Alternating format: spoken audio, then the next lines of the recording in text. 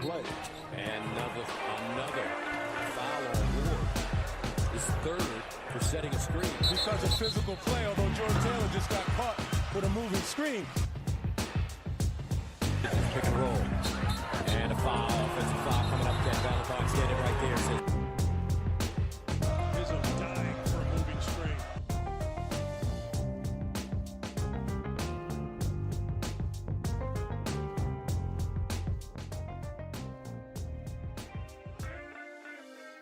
Hello, everyone. Welcome to the first official postseason edition of the Moving Screen podcast. I am Brendan Quinn from The Athletic. I'm here with Dylan Burkhart of Hoops. Dylan, what's happening, my man? Not too much. Ready for a big week in Chicago when it finally starts. And you are already there. I am here. Want to catch some early round Big Ten tournament action tonight. I'm sure United Center is going to be lit. A little Illinois versus Northwestern. Big time. Who you got in that one? Give me Illinois. Easy. Cover. Take it to the bank. Agreed. And that's the nightcap. That's the second game. And at 5:30 Central Time, we will have a little Rutgers, Nebraska. A lot on the line on this one. What exactly is on the line? Advancing. Oh, okay. It's the point or of ending your season. It's the point of a tournament. I'm going to see. Could be interesting. Night for 10 miles, I would think. Final night. Could be. I know you don't root for that for anyone. I don't think it's funny when guys lose their jobs or anything like that, but it could certainly be newsworthy. So I'll be over there. Was here last night. The reason I got here early, the Lake Show was in town. I was at this will. In case I don't go to the United Center enough this week, I was here last night as well. The Lakers played the Bulls and went over there to watch young Mr. Mo Wagner play some pro hoop. It's always very strange when like you only know the guy as like teenager, early 20s, right? Like college kid, and then see him on the court with, just some of these monsters and. Just like he's teammates with Braun, who obviously is just a different human being, and you see him stand next to like JaVale McGee and guys like that, just these enormous humans. And there's Mo, and I still kind of think of him as the guy who got here as an 18-year-old, and it was cool. It was cool seeing him. So we should find a story about Mo coming up soon. Yeah, it'll be later this week. He and I sat down at the team hotel yesterday, which was an experience all itself. So you'll read all about that on The Athletic. But you're coming out here tomorrow, right? Yep, I'll be out there tomorrow, and then a long wait until Michigan finally tips at 9:30 p.m. on Friday night. What else do we need, huh? Well, y'all have Michigan State in the nooner. Yes, that's true. We are going to start this week though with a little airing of grievances. We're going to go through the all Big Ten teams. Let me pull it up here. Did you generally, like when you saw the results of the votes, are we going to go by coach's team or media team? We can we can talk about both. They're not all that different. I would say that generally I use the word disappointed but not surprised. I think that it was exactly what I would expect, kind of how the vote to go, but I also think some of it was a little off. Where do you land in kind of the team? I think we agreed with who we would have picked for the first team. Is that right? So Cassius Winston, Carson Edwards, Ethan Happ, Bruno Fernando, Xavier Simpson. Yep. So the only difference there is that the coaches took Lamar Stevens as a first teamer, right? And the media took Jordan Murphy as a first teamer, right? I had both of them on my second team, and it certainly shows the coaches the amount of value that they put on Lamar Stevens. My goodness. Yeah, Penn State had the defensive player of the year and a first team All Big Ten player, and I guess they And just they're the didn't show up 10 for seed. the first half of the year. They're the 10 seed, and they lost their first 10 games. Don't know how exactly that happened. Right. I think it shows kind of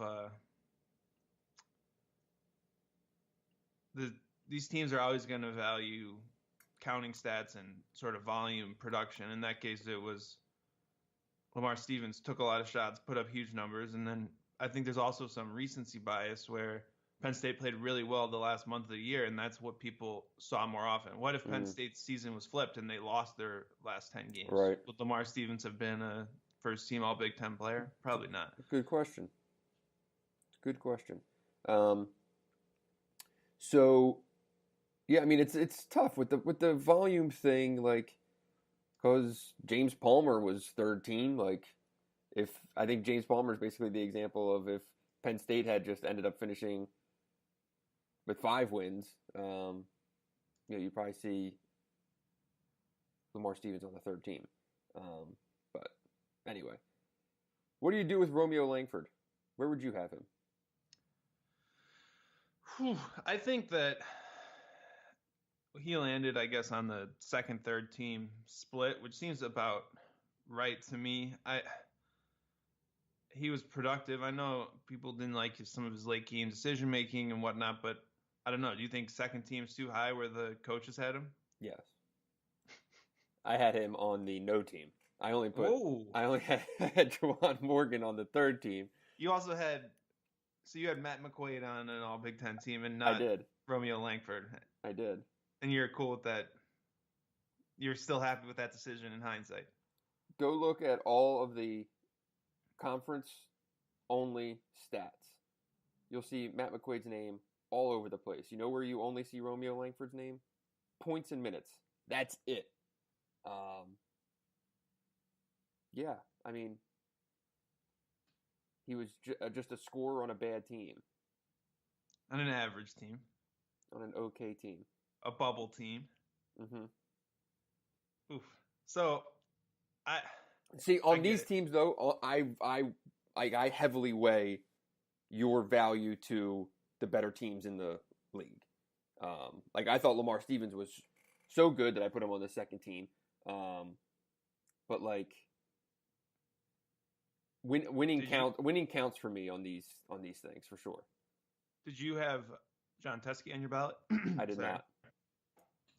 I had 3 Michigan players. My thing with Teskey was that, as we've talked about on the show, he's a really good defensive player, but he's kind of like one-dimensional, the way to say it, his offensive game. Yeah, he plays his role offensively, but he was probably Matt McQuaid is fairly one-dimensional as an offensive player. No, he was productive. They both have a point guard who does most of the heavy lifting on offense, and they play their role, whereas a guy like Romeo Langford is asked to do a lot. It's a completely different role. So, yes, he's not going to be as efficient, but Romeo Langford's doing something wildly different. You get what I'm saying? Yeah. I'm probably too hard on Romeo, but it's the way it is. There's only 15 guys you get to pick, and if I'm picking someone from Indiana, I'm putting it this way. I'm sure as hell not putting 2 Indiana players on a list of the 15. I think of it as like most important / best players in the league. I'm not putting 2 guys from Indiana on that. And if I have to pick Morgan or Langford, I'm picking Morgan. Were you surprised to see Nick Ward on both third teams, even though he missed, I guess, the last quarter of the conference season? I was, yes. I think sometimes I wonder how much it is just like guys who saw a certain player and vote for him. That was the coaches too. Yeah, I mean coaches both too. Teams. Coaches too. Yeah. Because like in league play, Nick was like okay, but I thought he had a better non-conference schedule than in conference play. No, I could be misremembering. It's been a long year, but it sort of just seemed like he missed the last 5 games, So he missed a quarter of conference play, and he was less efficient in conference play this year than he'd been any previous year. So he only shot 57% on twos, turned the ball over more than he had either of his previous 2 years. So I don't know. That was a bit kind of a surprising one for me, especially because a lot of their most memorable performances came after he was out. And Xavier Tillman was obviously awarded Sixth Man of the Year, which makes sense, even though, again, he started a lot of those games down the stretch. Kind of reminds me of Duncan Robinson winning Sixth Man of the Year last year, even though he started half the season. But not quite that dramatic. But I think that is a deserved award. It's just I was surprised to see Ward on there. Agreed. Was there anyone that you were just like, that's an egregious selection? I think that the defensive team, I don't know I have some problems with that. Well, expand. I think that I don't actually have a huge problem with Xavier Simpson not winning Defensive Player of the Year. You want to give that to Josh Reeves, that's fine. I do think so. I got lit up by Penn State Twitter, which apparently Wait a second. There is a Penn State basketball Twitter. Whoa! But this is a development. I just woke up on Tuesday morning, and my mentions were just full of people talking about how it's not a team award, it's an individual award. The best defenders should play on the best defenses.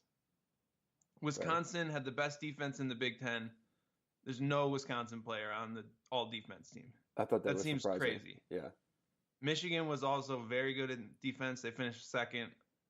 Xavier Simpson is not the only player that should be on that team. Mm-hmm. And I get you can't just put all Michigan guys, but I have a hard time not seeing Charles Matthews or John Teskey on that team.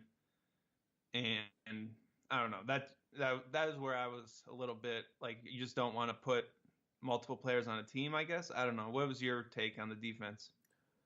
It's it's hard. I get it, especially because the question is who are you taking off?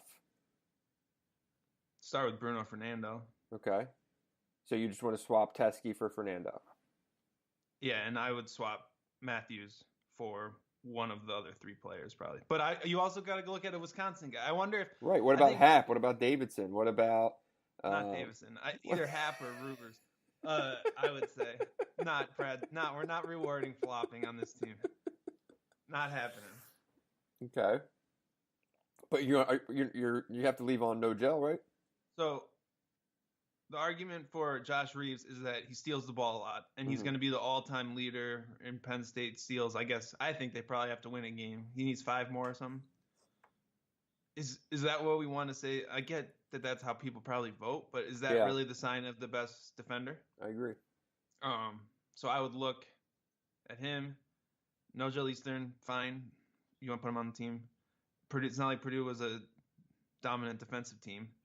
I don't know. There's a lot of ways you could go there, and I think Charles Matthews probably plays the most unspectacular defense, but it's pretty important, and I think that's just an oversight on the defensive team.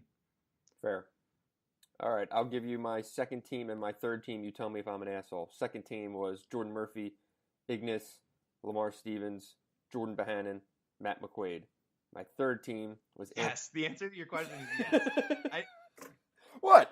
He was the Matt second McQuaid best. He was the second. He's the second best player. Second best, second most important player on the best team in the league. I'm just not gonna agree with that pick. What don't you agree with? On what grounds? He was an all defensive team selection.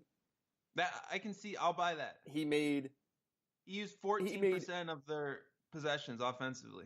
Let's see in conference play. He made countless huge shots for them.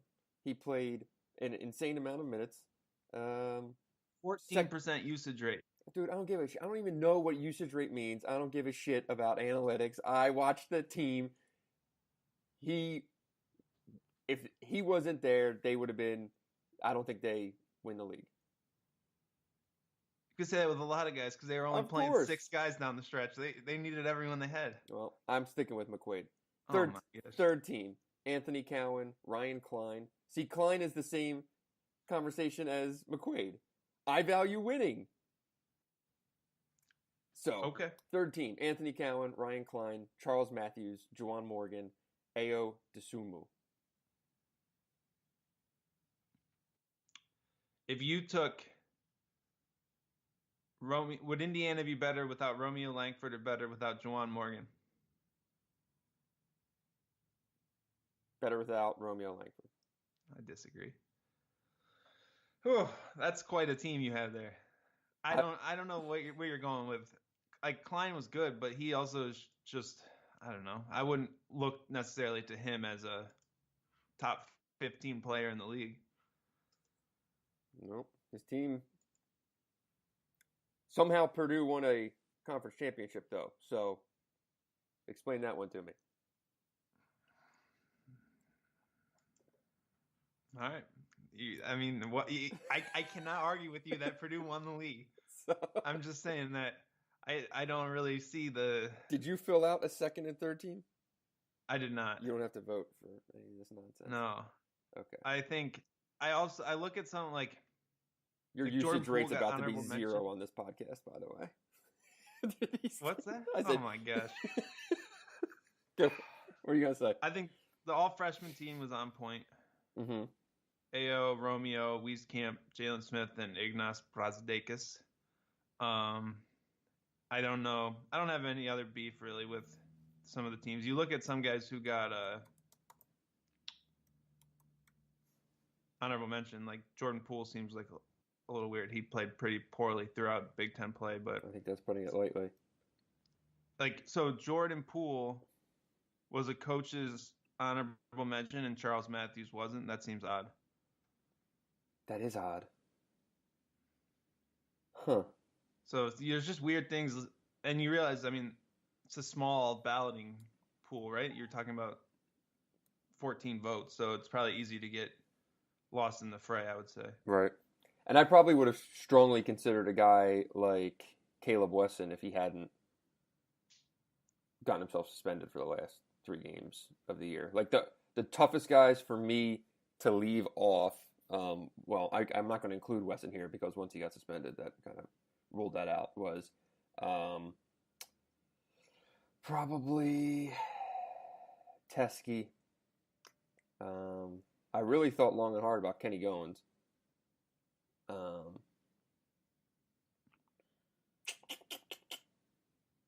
And Tyler Cook was the other one that I kind of wrestled with. That's fair.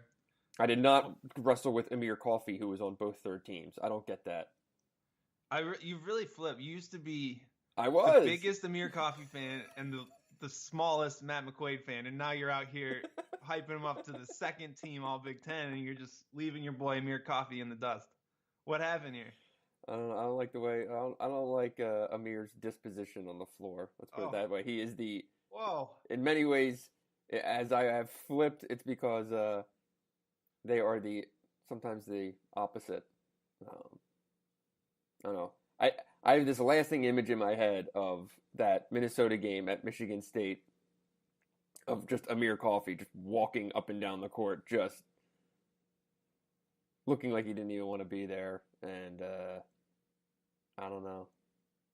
I'm also, man, I had a hard time. It's the same thing as the Indiana thing. Like, I'm not putting 2 guys from Minnesota on these teams on an award ballot. That's fair. You know? Last time Michigan had a first team All Big Ten player was Nick Stauskas? Derek Walton. 2014. Nope. Derek Walton did not make it. Wait, his senior year, he was not first team All League? He was not. If you remember, he lost out to, I want to say, I just looked this up. Holy crap. So the drought continues, which is pretty crazy because Michigan's had some decent teams in that span. Yeah, I mean, they've had a lot of good teams. They've had a lot of pros. Yeah, Nate Mason was the one who beat out Derek Walton for that All Big Ten, 2017 team. And then that was the year Michigan went on to win the Big Ten tournament, including Walton scoring, I think, quite a few points in a head-to-head matchup against Mason. That's crazy. Probably. So first team that year was Peter Jock, Mello Trimble, Nate Mason, Caleb Swanigan, and Ethan Happ. Wow. Good news for the rest of the league is Ethan Happ's finally leaving, so there will be 5 spots. Freeing up that spot. Yeah, that's right. Instead of 4. That's right. Okay. Let's move on from What's up? Go ahead. No, Let's move on from the all-conference team. We're going to dig into the bracket here. I think we're going to just kind of talk about each team's chances of advancing to the conference championship game, and that will, as a result, kind of, I think, have us preview each side of the bracket. So we're going to start with the top half.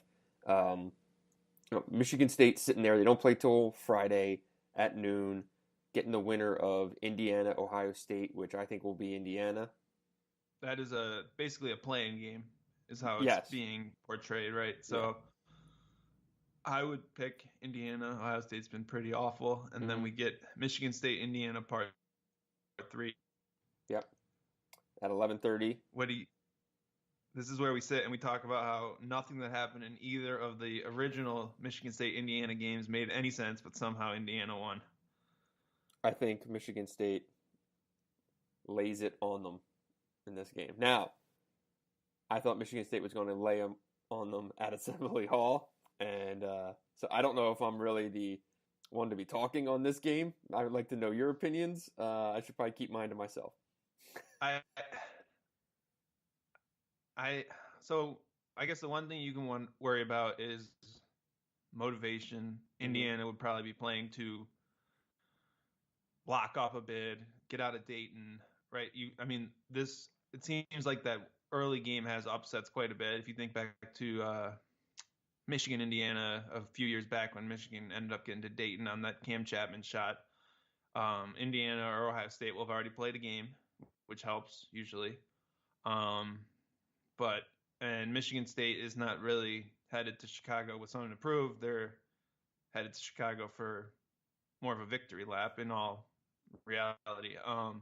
That being said, I think it would be nice for them to face Indiana because that's sort of a easy motivational.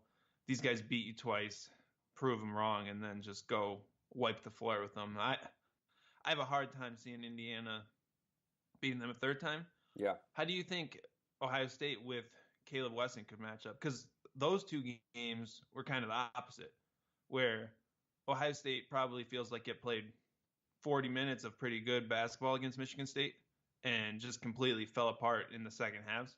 So I wonder if that would actually be a more risky spot for Michigan State. What do you think? That's my general thought on this game, is that it all depends on who comes out of Thursday. Because if it's Indiana, I think that suddenly Michigan State will have all the motivation it needs, right? Like, they want that. I have to imagine they want that game, and that negates any kind of little hangover or, let's look at the NCAA tournament, blah, blah, blah. I think they'd be locked in if they get to stand on the court with Indiana again. Ohio State, conversely, if they can get by Indiana, which I'm not sure they will, and you get, because I'm really curious how Wesson plays in this first game. He hasn't played in 3 weeks. Conditioning has always kind of been a question around him. I don't know how much that weighs into anything. That could just be throwing darts at something that could happen. But if Ohio State gets past Indiana, I think Ohio State could knock off Michigan State for all the reasons that you just said. And if they get past Indiana, I think they'd be feeling really good about themselves. Weston would have his legs under him after that break, and that one could be trouble. The problem with Ohio State is they just might not score 45 points in any game. This is true. So Nick Ward plans are that he's going to play in the Big Ten tournament. Is that correct? Yeah, I think they're going to get it out there. Get him some reps. Get him some. Have him break a sweat, stuff like that. I don't know what kind of minutes he'll play, and I'm not sure what he'll do. The Ward thing, we might as well just get into it, because this is my biggest question with what happens now. Because I've said on a couple radio shows recently that Michigan State is really starting to remind me of Michigan last year at this time, where just in terms of everyone knowing what they're doing and everyone knowing their role, everyone just doing their job on every possession, just like that good positive energy, good positive vibes. It's just like when you just see some teams where you're just like, man, I just like how they look at each other. I like how they play together. I just like everything about this. They really remind me of Michigan at this time last year. So the wild card, though, is now Ward comes into the equation. And what does that look like, not only in the rotation, but also in the, not disposition of the team, but, is it a disruption? Is it anything like that? Because as long as Nick Ward buys into, I'm coming in to help this team win games and I'm just going to do whatever they need from me, blah, blah, blah. Great. You have more depth. He can certainly, put up a huge game somewhere out of nowhere. He can score. He can do these things.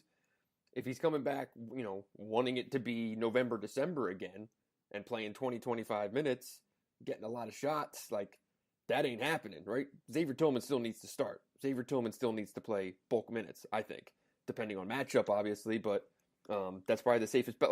You don't want to mess with what's happening here too much. And Nick, and I think he can. I was in that locker room at the Michigan game when, Nick grabbed Tom Izzo and said, put me in. I'll play, man. He was ready to go. And I don't think it was because, there were NBA scouts there and he wanted to go get bucket. No. You know what I mean?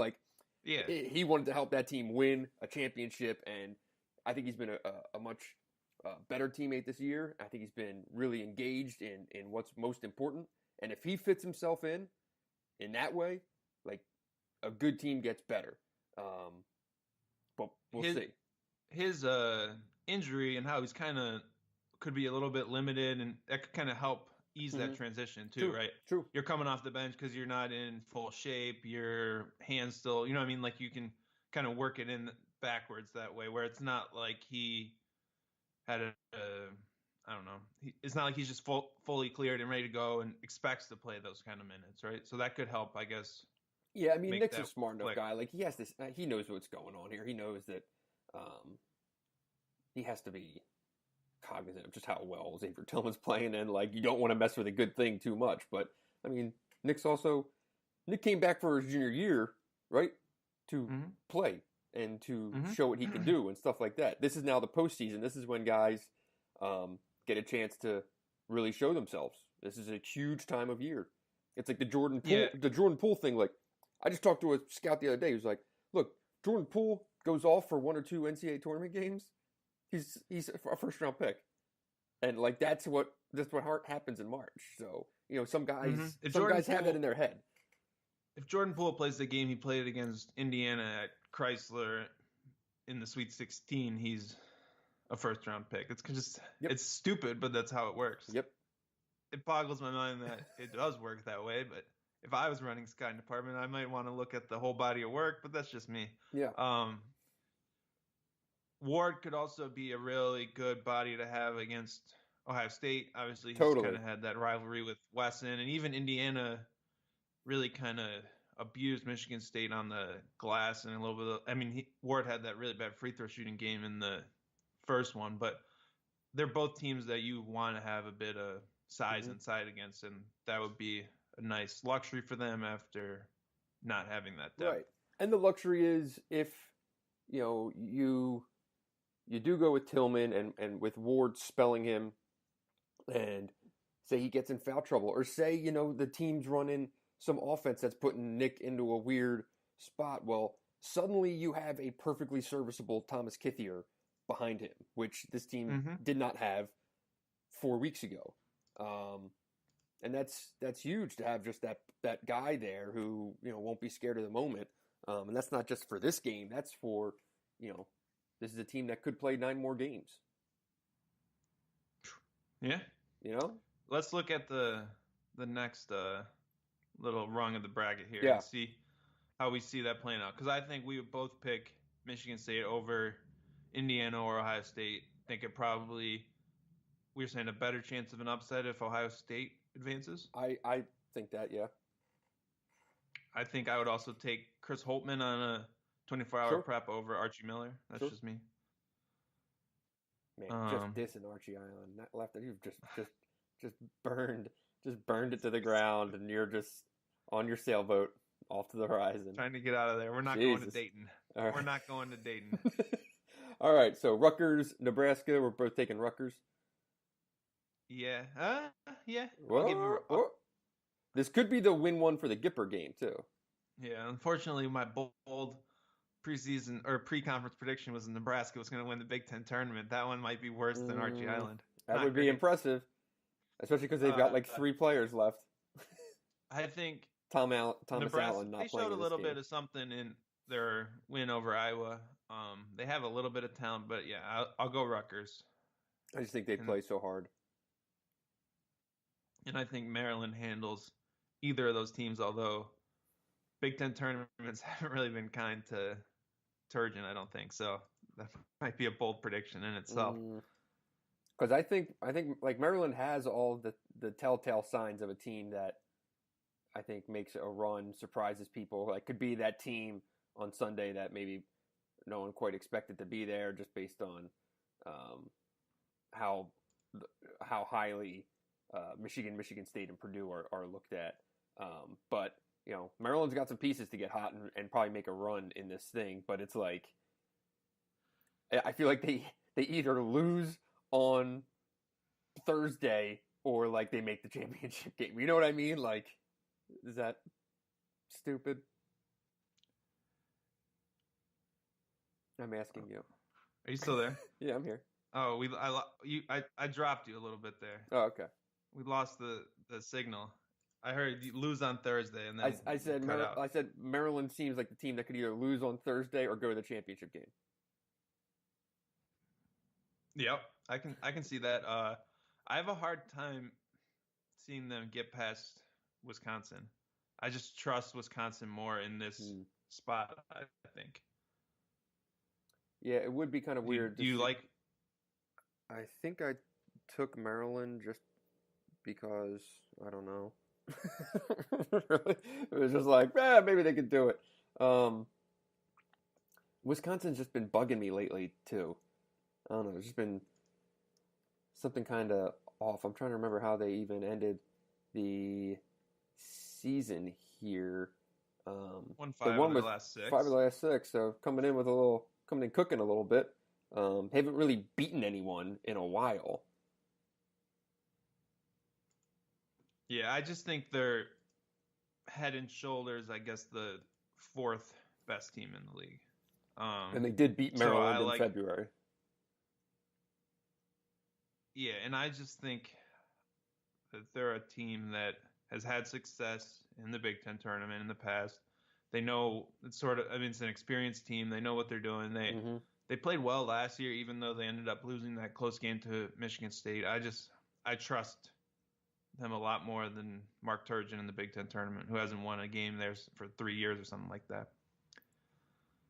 That's true. I also imagine Wisconsin will probably have a little bit more fan support here. I don't know how many folks are making the trek from Maryland out to Chicago, whereas Wisconsin's drivable. They made the trek to the home game in D.C. and they lost the first round. They're never going back to the Big Ten tournament. That's a good point. So you have in the semis on the top half, what do you Michigan State, Wisconsin. Okay, and who advances? Give me Wisconsin. Okay. That's my sleeper pick. I forget. I think in my I filled out a bracket for versus my girlfriend and the dog. And I'm taking the dog. Let me see who I had there. I can't switch it up. That would not be right. I'm pretty sure I took Maryland like an idiot. I always outthink myself. I'm taking Otis. You're taking Otis? That's probably. I've got you finishing 3rd place. Yeah, I have Maryland in the championship game, so that's definitely not going to happen. Yeah. What Okay. a pick. Bottom. This is the guy who goes to how many Big Ten games? No. How many times have you seen Maryland play in person this year? Enough. 3 times? Enough. Yeah. Okay. Bottom half. Yeah. I've also seen Wisconsin's not that great. Okay. Um, Bottom half. Penn State, Minnesota. Penn State. And does Minnesota miss the NCAA tournament with a loss?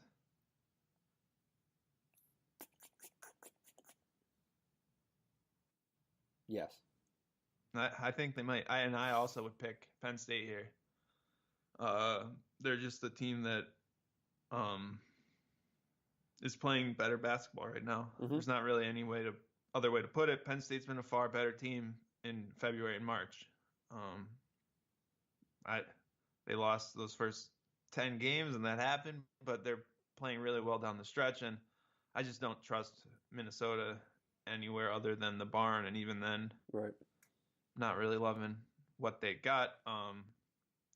Really interesting game that would set up with Purdue, because Purdue basically stole one at Penn State earlier this year. Mm-hmm. The only thing that gives me pause is, Minnesota winning that game against Purdue. That maybe they're realized something. I don't know. I mean, I know they lost at Maryland in the finale, but there's no shame in losing at Maryland. I wouldn't really count that against you, but I just feel like this is a game that Minnesota is going to walk into and Penn State's going to run into, and I don't know if they're going to match the way that Penn State's going to play, because they're going to be looking to rip guys' faces off. So I'll take Penn State there. And you're right, the Purdue-Penn State game, that was crazy that they, 99-90 in the first one. I don't see that being replicated, certainly. But this would be a dangerous game for Purdue, no doubt. I don't think that this would be the matchup that they would want. I think they'd much rather have an Iowa or Ohio State or someone like that, because Penn State's going to bring it. They've also won 5 of 6 to finish the year, and they know that they can beat a team the caliber of Purdue. Yeah, I know Purdue is co-champs, but is anyone scared to play Purdue? Mm-mm. I don't really see that. No. So I would still pick Purdue to beat Penn State, but I think that game is going to be pretty close.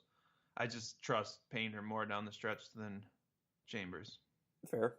That's fair.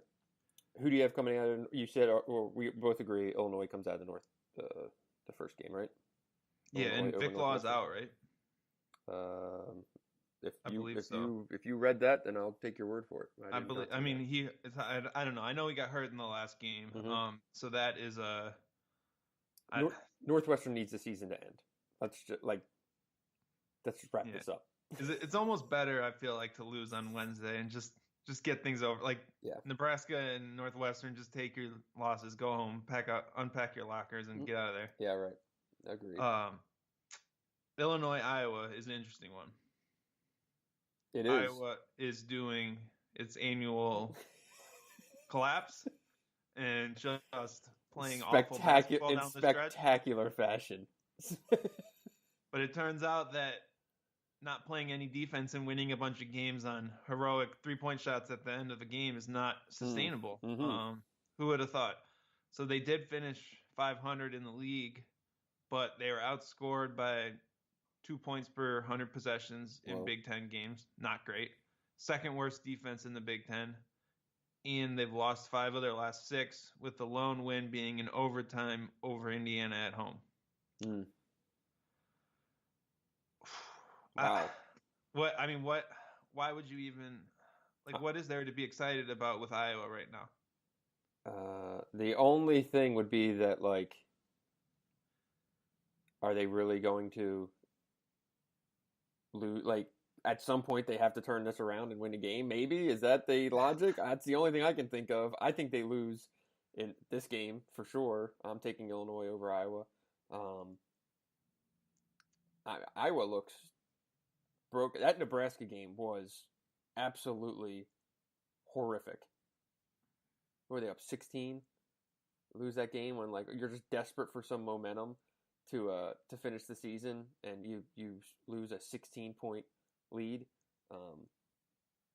There's long been a theory that Iowa teams collapse late in the year because Fran McCaffrey isn't a very good coach. It's not a matter of quality of coaching in terms of X's and O's and things like that. It's guys just get worn out, worn down, and start to check out late in the year because he is a bear to play for. And this is just the running theory in Iowa that has long been established among people who cover the program or around the program that late in the year, these guys, it's a lot, and it starts to get tuned out by the end.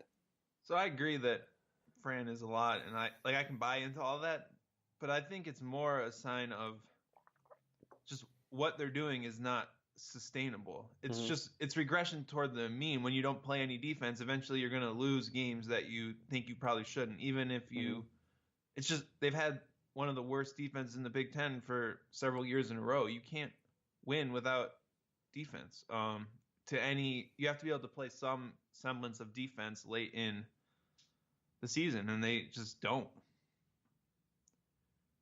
They only have 2 wins over top 40 KenPom teams. What, Iowa State, Michigan? Yep. I mean, they lose to Illinois. All of a sudden, that NCAA tournament resume is not looking great. Should they'll make the tournament, but man, there's like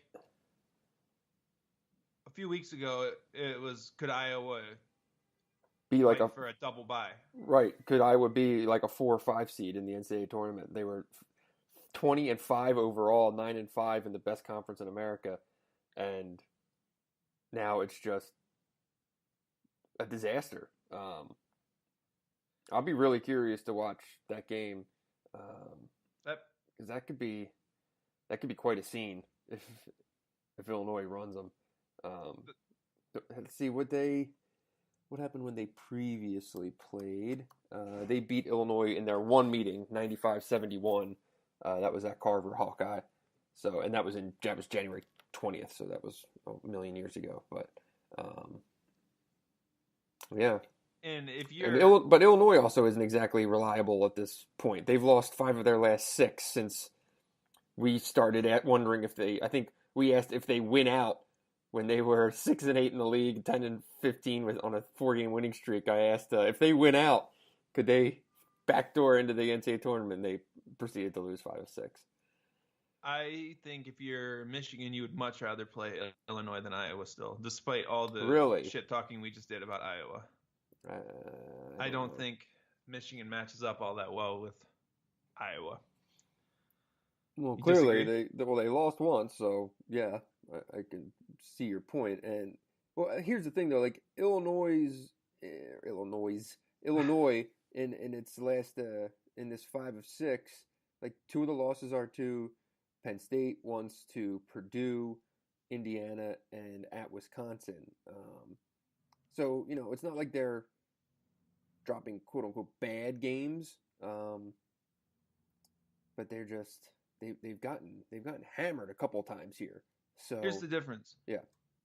Illinois tries to beat you by forcing you to turn the ball over and make stupid mistakes.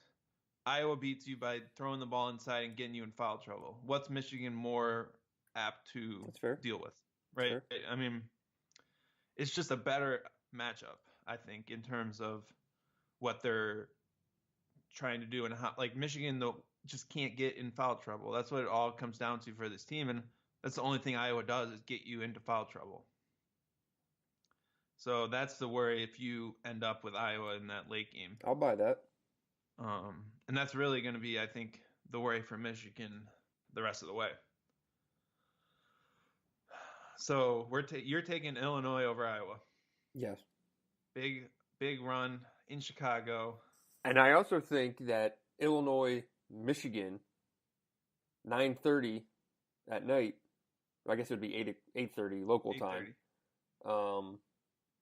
In Chicago on a Friday night, like could actually be pretty good. Yeah, I would say as a fan base, Illinois is just dying for something to get excited about. And they would pack it in there without a doubt. I think they would turn out. I think it would be a pretty great atmosphere. And Michigan will obviously have a pretty strong contingent there. Yeah, I would say Michigan will have weaker contingents than it probably has the last couple years, relatively. What makes you say that? I feel like Michigan never draws Michigan draws well in the last two tournaments relatively, but I don't think that Michigan usually draws as big of a crowd in Indianapolis or Chicago. Just my opinion. Interesting. I just think of Chicagoland as having a whole hell of a lot of Michigan grads. Yeah, I could be wrong. I just have never thought that. I can't think of a game where you would know better than me. You're significant advantage of Michigan fans in a game in Chicago, but you're the alum, so you would know how your people is were. Michigan, Iowa, I would say the building will probably just be dead. We agree with that? Yeah, I think you'll have some Michigan fans turn out, and then your regular conference tournament crowd from Iowa. By the way, you are a Michigan alum. How did you get in? What kind of shenanigans were pulled for you to gain admittance into the university? Okay, what? There's a statute of limitations. We don't have to talk about that. That's all right. I just got in I got into St. Joe's with some old-fashioned nepotism, so there's nothing wrong with that. Okay, so we've got you're picking Michigan or Illinois to win that game. I'm legit 50-50 on that game. What's the bracket say? Illinois. Ooh, there you go. So you have. Wait, do you have Penn State, Illinois in the semis, or did you pick Purdue? No, I took Purdue. So you have Purdue, Illinois, and Michigan State, Maryland. Yes. It's not that outlandish. And no. I feel like usually a team makes a run. No. Yeah, it's usually been Michigan the past 2 years, right? They were playing. I mean, they played on Thursday and went deep, so that was kind of the upset. I know Rutgers made a run, so to speak, but I think it ended on Friday. Those runs that started on Wednesday, yeah, right. They kind of run out of life before the real tournament starts. So it's hard to make I can't think of a team that started on Wednesday and made it to Saturday. I don't think so. Maybe. I'm sure it's happened. Well, maybe not. I'm not sure it's happened, but it could have. So, Michigan State, Maryland. Did we talk about that game yet or no? I would take Michigan State there. But I'm taking Wisconsin over Maryland. Now I'm just rambling about our. So if you have, what's your who do you have getting all the way through? What's your championship game? I mean, we're not going to break down matchups in totally hypothetical games. So just give me Michigan, Wisconsin. Can we go back and talk about if there's a Michigan Purdue game for a second? Sure. Since those are the two highest seeds down there, how would you see a rematch of that game playing out? I think they're both very different teams than they were when they played back in early December. I see Michigan beating them if they play each other. Yeah, I think it's a good matchup for Michigan, and they're Carson Edwards is not nearly. He's good, but he's not as dynamic of a player to stop as Cassius Winston in the way that gave Michigan problems. I think they would do well in that matchup. So yeah, I've got Wisconsin, Michigan in the finals. Okay. I have Maryland and Purdue. And you're picking Purdue? Purdue. Yikes. So I'm taking Wisconsin on Sunday. I think Wisconsin wins it. That was my pick before. This would be the perfect ending of the movie for Ethan Happ. Yeah, and that's like a motivation that I think means something for that Wisconsin team. Yep. He has never won anything. Is that right? Right. I guess. Well, since regular season, right? Yeah, but I don't know.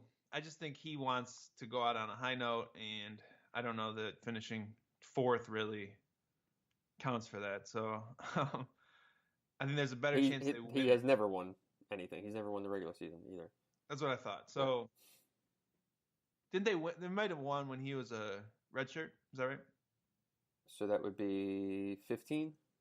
Yeah. Yeah, that was the Kaminsky, right? Yeah. Still there? Yes.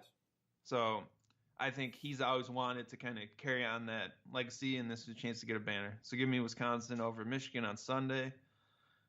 And that's our lock it in. I'm going to have to fill out a bracket, and we're going to compete, and then we'll see who comes out with a better bracket.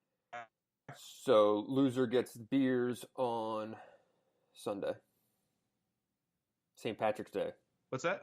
I said, so loser gets Ooh. beers on, well, I don't know if anyone wants to enter that bet. A little bit of work to be done on Selection Sunday, despite the calendar. Oh, that's right. Do you... You do still cover college basketball. Do you stick around for the tournament if the boys go out early? Or are you checking out? I'll be getting the hell out of there. I will be on the first flight out on, well, I guess in your situation, Saturday morning. In my situation, Saturday morning? You have Illinois beating Michigan. Oh, yeah, right. I think I'll be sticking around to offer coverage for the national team. And you have two teams to track. Right. So I guess a little bit about what's at stake for Michigan and Michigan State here. Mm-hmm. I know you said seeding doesn't matter at all, and you don't care about seeding on Saturday night, but I think there is to an extent. I do. To an extent. I would say right now Michigan State is pretty locked into a 2. Probably has a good chance at maybe getting to a 1 if they were to win the Big Ten tournament. Michigan is right on the edge of the 2 and 3 seed line, which could be a huge difference if you think about being a 3 in the South with Duke as the 2 seed. Right. That's a completely different ball game than on the other side of the bracket from Duke, right? So I think the Big Ten tournament obviously will affect those, but you also have to watch kind of what happens in the SEC tournament because LSU and Tennessee are right there kind of on the 2-3 line with Michigan. Also, you're looking at Texas Tech in that same area. So there's a lot of kind of moving pieces. And then for Michigan State, Gonzaga lost last night. Does that kind of put a 1 seed in play if Michigan State can win 3 games and win the Big Ten tournament? I don't think it does. You don't?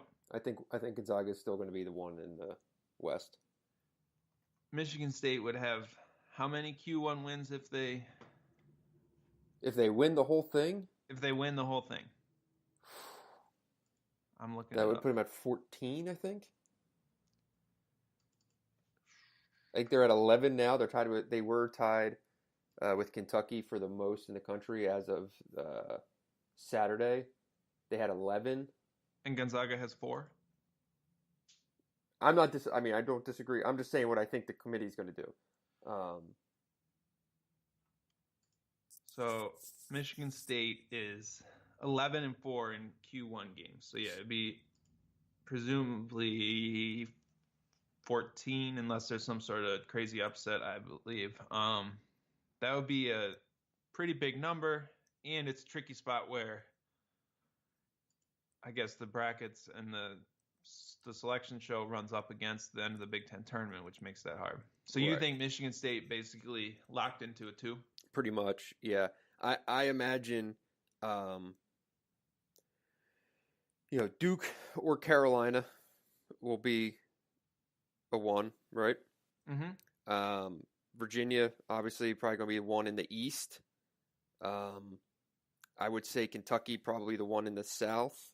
I don't imagine them having a first-round exit or an early exit in the SEC tournament. I imagine they at least get into the semis or the championship game, and that will, I think, lock them in as the 1 in the South. Does that sound right to you? Yep. I don't see Ole Miss or Alabama beating them. Right. Yeah, I haven't looked at the SEC bracket, but yeah, that sounds right. So then your 2 seeds, so let's say the opposite, whichever Carolina or Duke is not, will take the two seed in the South, and then Tennessee would probably grab the 2 seed in the East. I think the latest I saw this would likely leave like LSU or someone like that getting sent west as the 2. I also think like the question that I have for Michigan, I think Michigan would be well served if it could jump up and get the 2 seed in the West. I think the 2 seed in the West, if Gonzaga that would be stay ideal. A 1 seed, the 2 seed in the West is a beautiful sight, I would say. Absolutely. Because that's what you're shooting for, and I guess the key there would be LSU probably losing early in the SEC tournament. Looks like maybe they play Florida in the quarterfinals on Friday. Yeah. And then, South Carolina is the 4 seed in that tournament. Because I think Michigan State will lock down the 2 seed in the Midwest, right? Yeah, I get a little confused with how they can kind of jockey the teams around between regions and what all of that means. I know like they can't match up the top 1 seed with the top 2 seed, but other than that, there's kind of some give and take there, I believe, in terms of how they balance it out with the 1, 2, 3, 4 seed in each region. Right. So, and then for anyone who doesn't know how this part works, like in terms of where you play in the early rounds, it's like each team submits its preference. That's only if they're potential number 1 overall seed, I believe. I thought it was 1 or 2. You could be right. I could be misremembering this. My understanding was that if you're in the running for a potential number 1 overall seed in like February, they ask where you'd want to be. And if you are the number 1 overall seed, you get guaranteed to play in that venue. Then they can, I guess, use that feedback for the rest of it. But it's supposed to mostly be bracketed on distance from there. So I don't know. You would probably know better than I, but that was something I looked up. And I would say, just given everything and the fact that they were both top 2 seeds when they did the bracket reveal, I would guess that Michigan and Michigan State would be surveyed for that either way, just because of how things could have played out. I'm texting again on the pod. Yikes. Great content right there. But if I get an answer, it is good content. So for Michigan, I think the key is win a couple games and hope that there's some upsets in the SEC.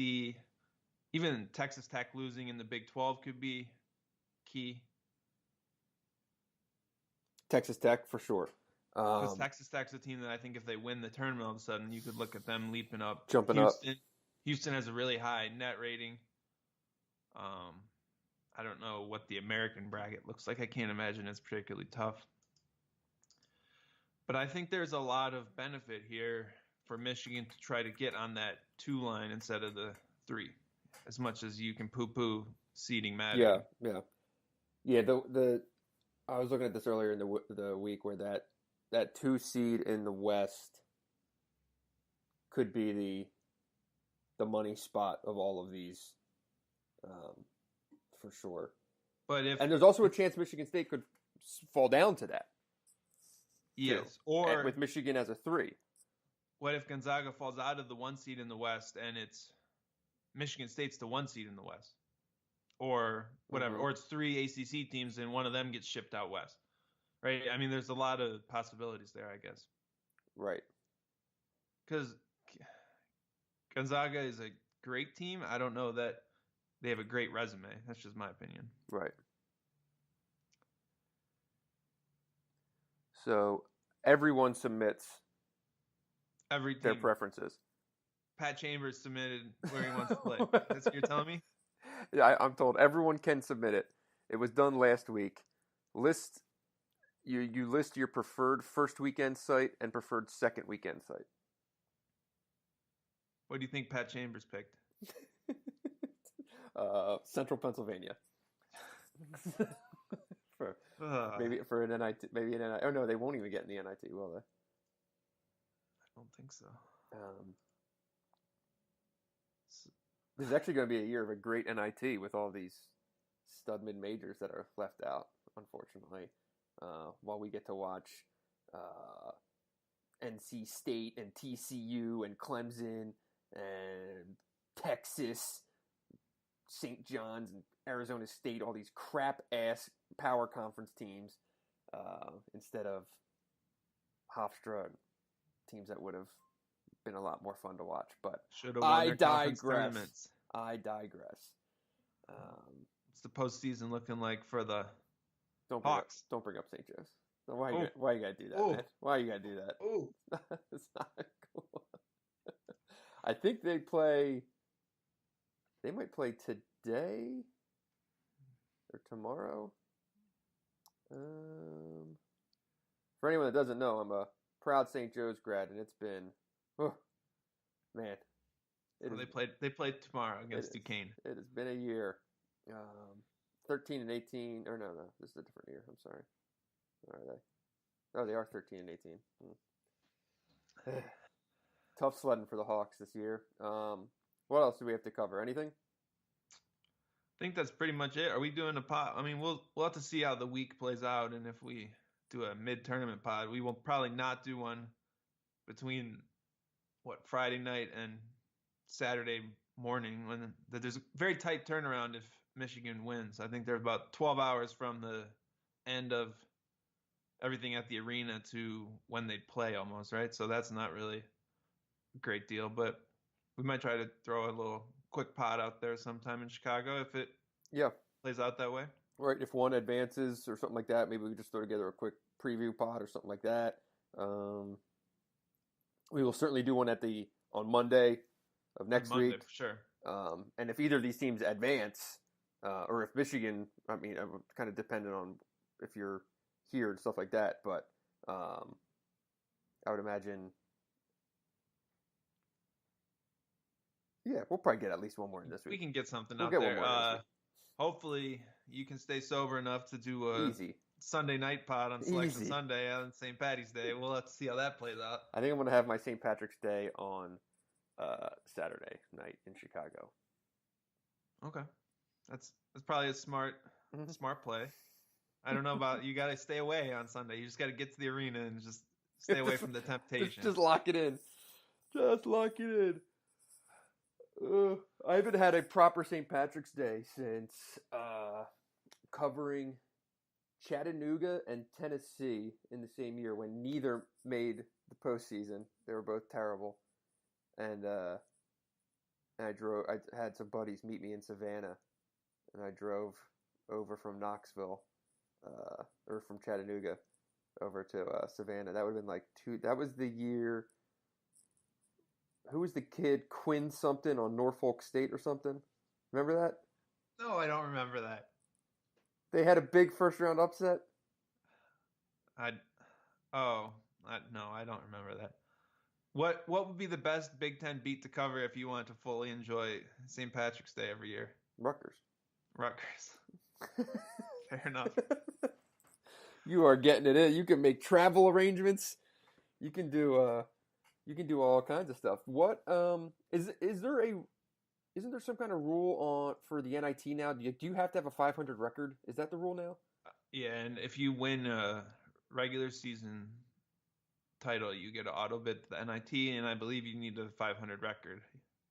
Okay. But there's just not that many spots in the NIT because of those, I guess, regular season champs take up a lot of the auto bids. It's actually kind of a bummer that Rutgers couldn't have snuck in an extra win or two, because right now they are 14 and 16.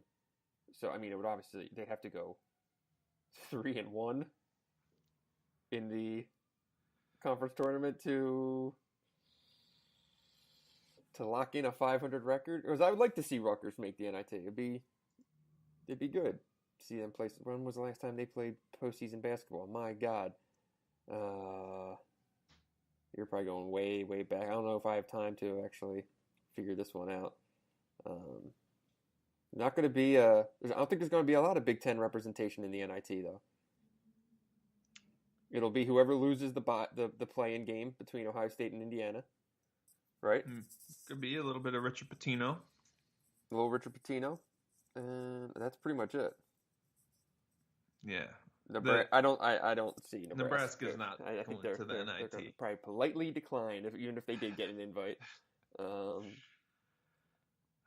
Penn State's not going to be out there to defend its title.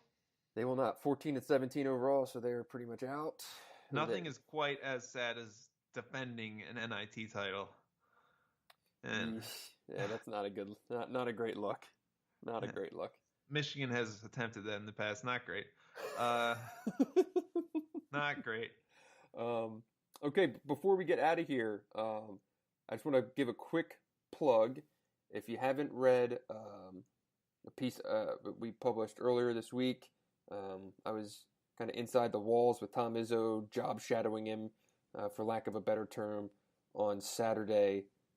Met him at the house around 8:45 or 8:50 a.m. and we went from there. We parted ways at midnight after one of the biggest regular season wins in his tenure, and I wrote about it. So it was a very interesting experience, and I do appreciate having the opportunity to do it. Like being able to go kind of behind closed doors and be embedded with Michigan and Michigan State for both of those rivalry games 2 weeks apart was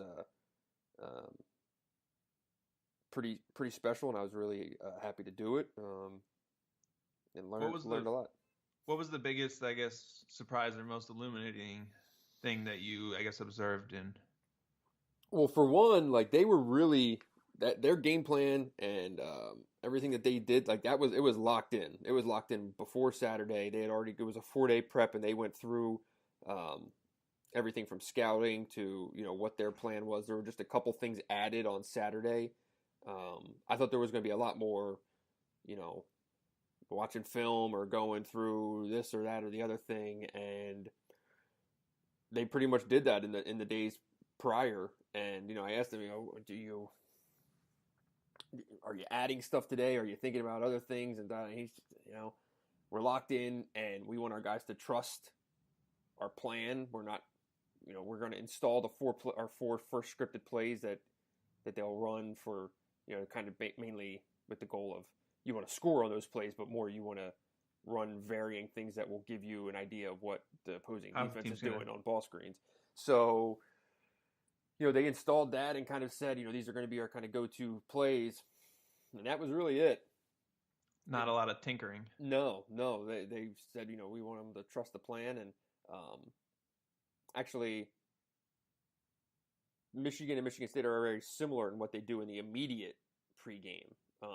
In terms of, they go out, they go through the game plan, and what your kind of key points to the game are, overarching things of, you want to make sure you're running straight ahead on transition defense and not backpedaling. You want to make sure you're closing out on this, things like that. Then you go back out for warm-ups, then you come back in and you go back through the scouting report of player tendencies and things like that, and kind of final talking points, and then go back out. And then on Tom himself, because it was a story about Tom. It wasn't a story about the game. It wasn't a story about their prep or anything like that, which is kind of different than the Michigan embed story.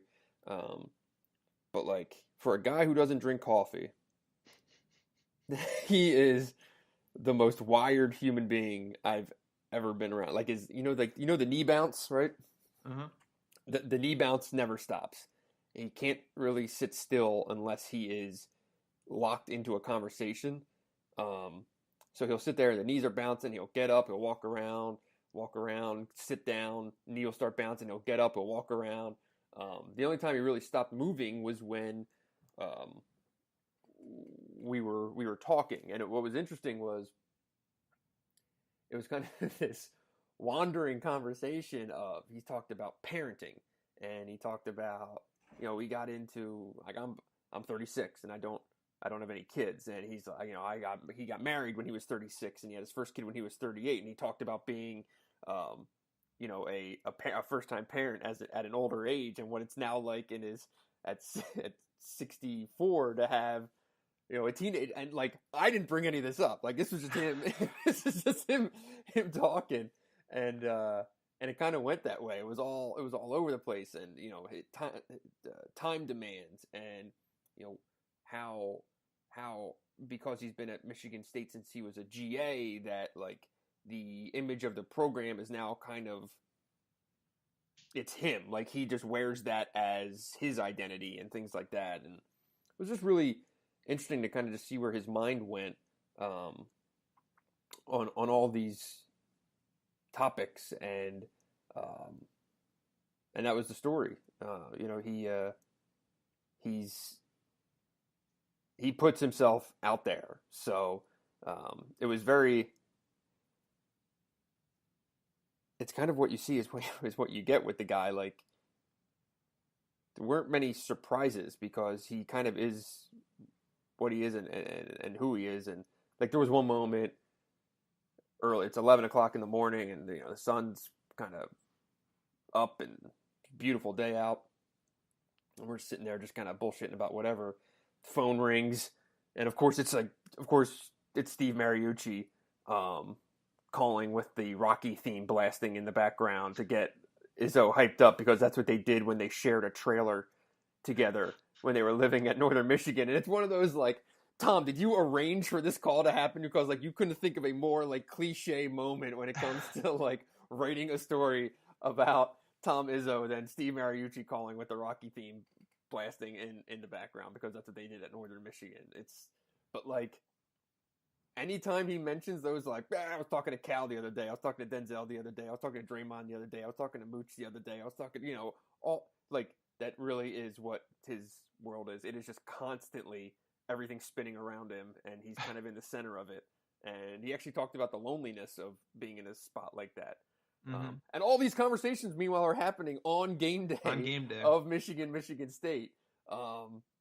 That's just how he is, though, man. Like, I think he thrives in the chaos.